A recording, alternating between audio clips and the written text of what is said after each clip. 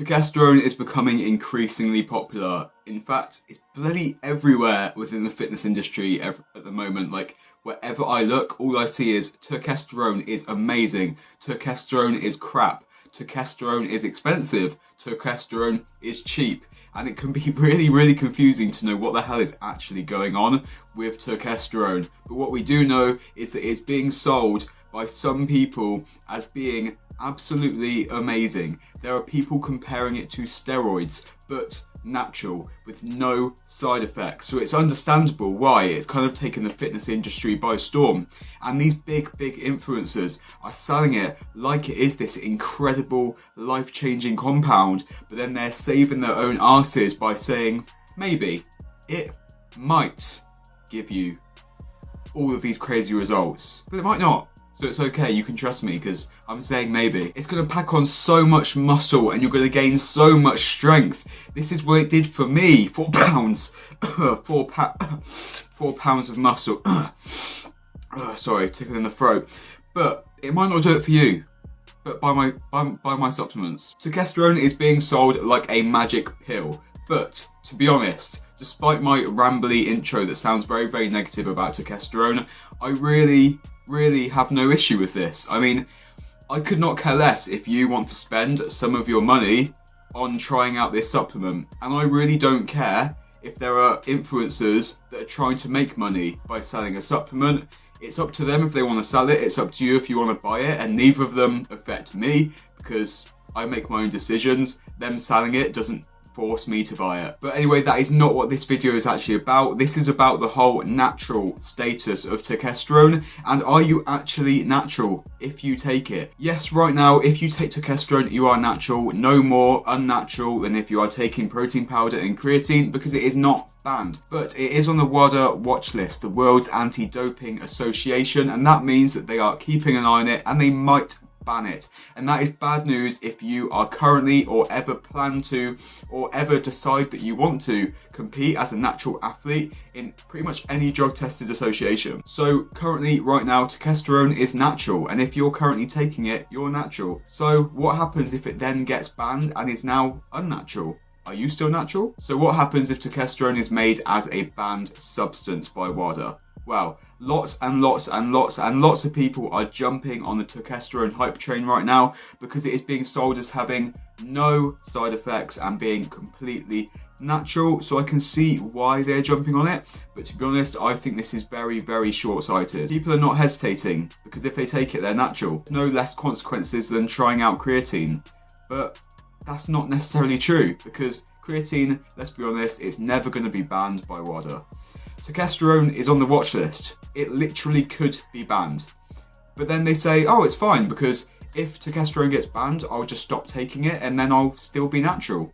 I was natural before when turkesterone was natural. Now turkesterone isn't natural. I'm not taking it, so I'm still natural. And I can see the logic, kind of. But let's replace the word turkesterone with something else that is banned, like testosterone. If you inject exogenous testosterone or get it into your body any way other than naturally producing it, even if it's testosterone replacement at very low doses, then you're not natural. You're just not, because you're putting hormones into your body that you didn't naturally create.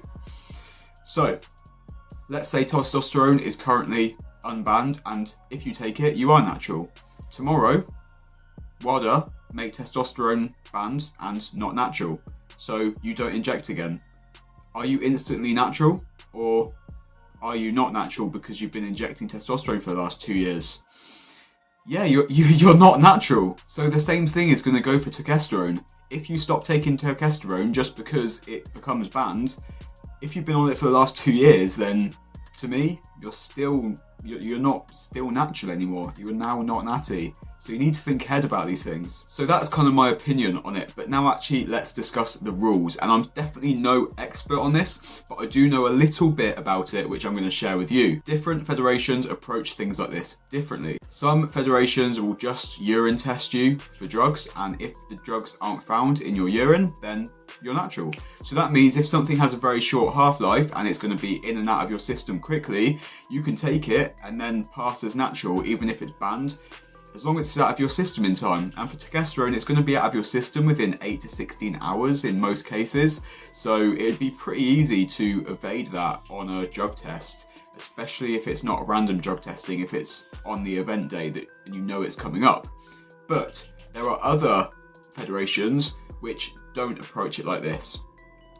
Some federations, such as the WNBF, I believe, will say that you can't have used anything within the last 10 years, and they won't just urine test you for a sample of drugs, but they will also lie detect you. And if you get flagged up as in you're lying that you haven't taken it within the last 10 years, then yeah, you're not natural by that organisation's rules, by that federation's rules. And that's the WNBF, I think it's 10 years. There are others that are 5, there's 7, there's 3, I think.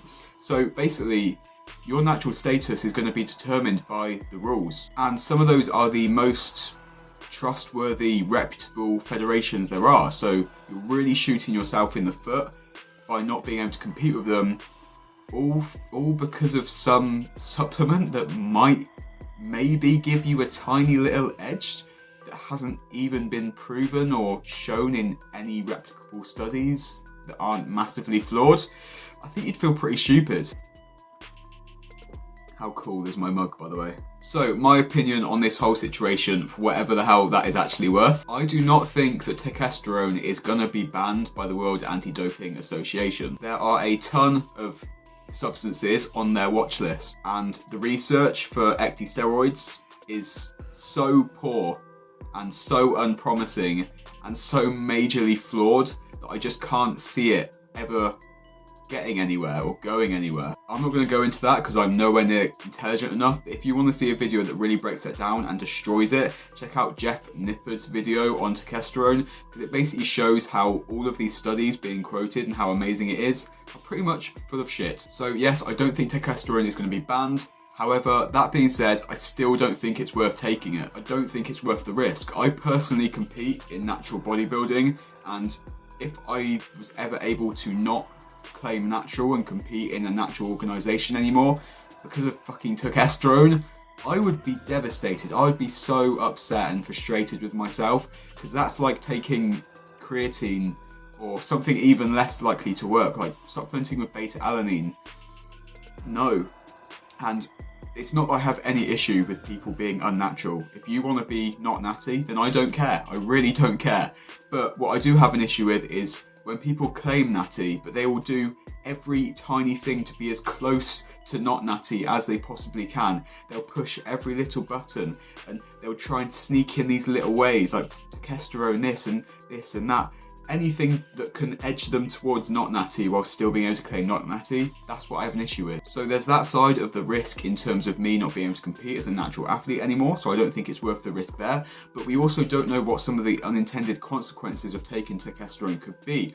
It's so understudied and underused and under-researched. We don't know what it could do to you. It could do awful things. So in summary, in my opinion anyway, testosterone probably won't be banned. But if it is banned, then some federations will no longer class you as natural, and you might not be able to compete for up to 10 years as a natural athlete. So basically, you've got to take it at your own risk. But considering the lackluster evidence of it doing basically anything, I would not suggest you doing it. I would not say it's worth it. I wouldn't bother. Hopefully you're feeling a little bit more informed now about the risk of taking testosterone and what your natty status could potentially be in the future.